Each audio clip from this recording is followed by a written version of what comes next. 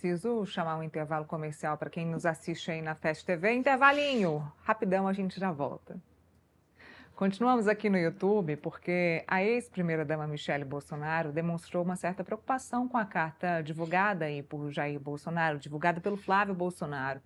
Segundo pessoas próximas ouvidas pelo Metrópolis, Michele teme que o ministro Alexandre de Moraes reveja a decisão que concedeu a prisão domiciliar ao ex-presidente. A informação é da coluna Grande Angular e a gente vai conferir. Eu acho até que eu nem estou com essa matéria aberta aqui, produção, mas de qualquer forma a gente debate esse assunto porque a própria Michele Bolsonaro já precisou buscar a conversa com o ministro Alexandre de Moraes. Ela e o Flávio já tiveram que ir até o Supremo Tribunal Federal conversar com o ministro Alexandre de Moraes para manter a prisão humanitária do Jair Bolsonaro em casa.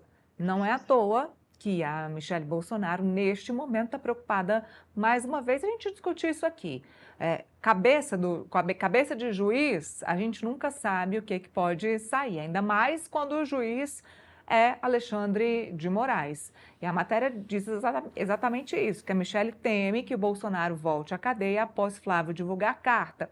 Também já falamos aqui no contexto várias vezes que a família Bolsonaro vem lidando com essa questão de Supremo Tribunal Federal de forma um pouco mais light, digamos assim. Antes, o Flávio batia muito no Supremo, a Michele batia muito no Supremo, e hoje esse papel ficou apenas ali para o Eduardo Bolsonaro, que está lá autoexilado nos Estados Unidos.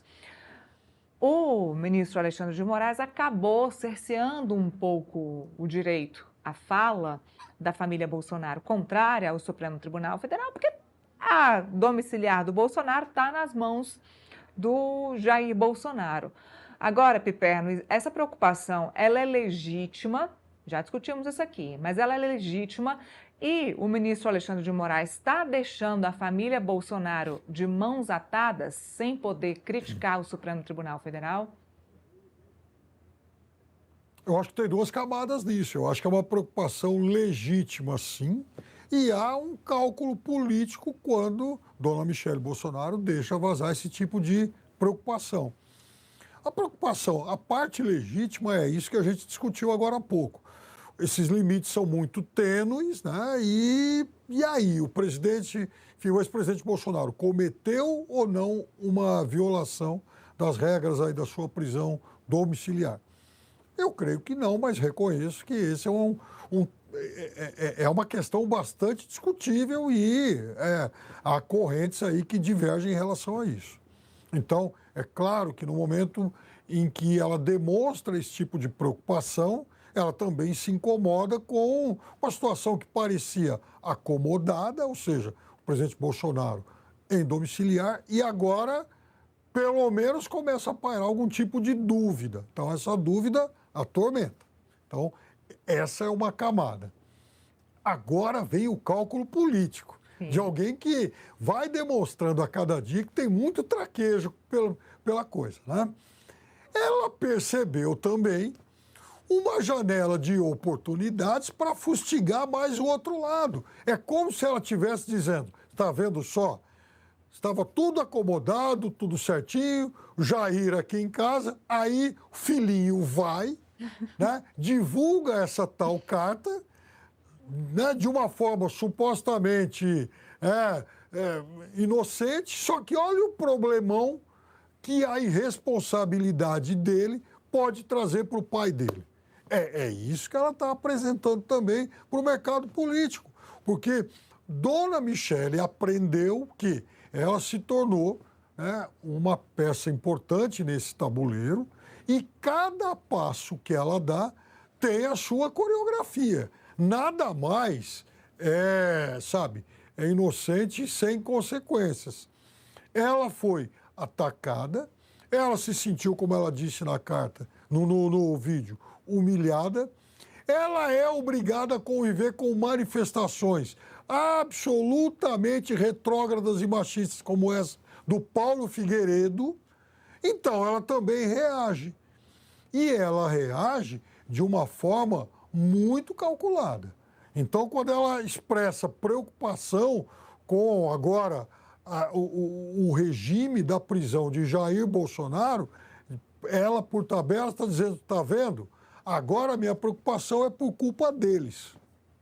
Eu concordo plenamente com a análise do Piperno, viu, Felipe? A Michele Bolsonaro vem calculando todos os detalhes e quando ela decidiu divulgar os 2 vídeos, o primeiro critério para a divulgação desse vídeo era justamente esse: olha, na família, quem está certa sou eu. Vejam bem os últimos acontecimentos. Os filhos do meu marido estão deixando a campanha, estão deixando o bolsonarismo à prova. Ela se prova como a bolsonarista raiz, ela se prova como a legítima, a dona do espólio de Jair Bolsonaro por ser uma bolsonarista pura. Isso aconteceu por conta da disputa lá no Ceará, mas isso foi apenas uma desculpa para divulgar esse vídeo. Porque o que ela queria mostrar mesmo era: vocês estão vendo, quem tá errado são eles, não sou eu. E eu vou usar isso ao meu favor nessa campanha eleitoral de 2026, tanto a meu favor quanto a favor dos meus aliados. Essa, para mim, é a melhor leitura e concordo plenamente com o Piperno, Felipe. Aqui perto também, nele, em relação a esse assunto. Primeiro, pelo seguinte: primeiro, que a Michelle Bolsonaro está mostrando que é a mais árvore da família em relação à Sim. política. Tudo dela é estruturado, pensado, refletido. Aquele vídeo dela de 30 minutos foi muito refletido, muito pensado, cheio de simbologia, cheio de com uma ideia, né, claramente discutida com vários aliados, né? Então, com toda certeza, ela pensa em todos os seus movimentos, né? E ela pensou também no movimento que veio a posteriori ao vídeo, né? Com toda certeza, ela já sabia o que ia acontecer, né? Eu discordo que, de parte das pessoas, falaram que o Bolsonaro não sabia do vídeo, né? Que ela publicou o vídeo sem o Bolsonaro saber.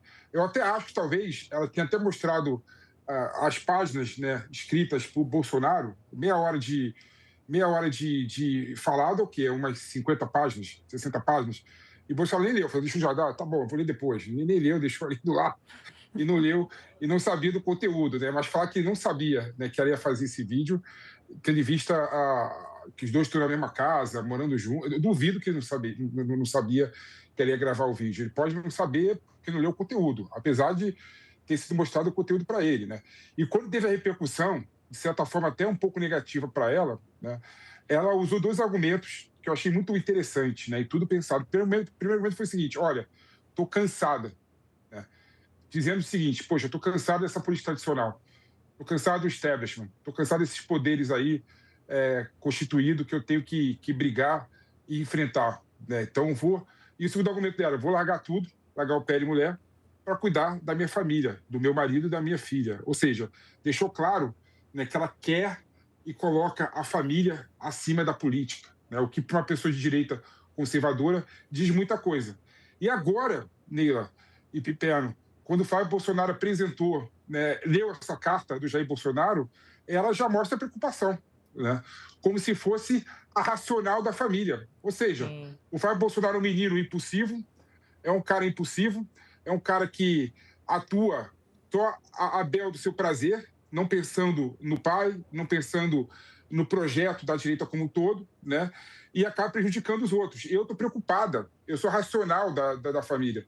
Eu sou a mulher que pensa, sou a mulher que é melhor articulada que qualquer outra. Eu estou preocupada com essa carta lida pelo Flávio Bolsonaro, que pode levar meu marido de volta à prisão, né, comum. Então, isso diz muito nele, Piperno. Mostra claramente que ela está se colocando como uma pessoa muito mais qualificada do que o Flávio Bolsonaro. E, na minha opinião, ela não está vendo 2026 só, não. Ela sabe que o Flávio Bolsonaro provavelmente vai perder as eleições, ela provavelmente vai ganhar as eleições ao Senado Federal, porque dificilmente ela não vai sair vai deixar de sair para deputada, para senadora, né? Desculpa, para Senado, para senadora, e ela talvez seja a única bolsonarista com mandato relevante. Então, 2030, automaticamente o espólio do bolsonarismo vai cair de mão beijada no colo dela. Exatamente. Você imagina se Flávio não ganha as eleições, o Eduardo está aí inelegível, não temos o Jair.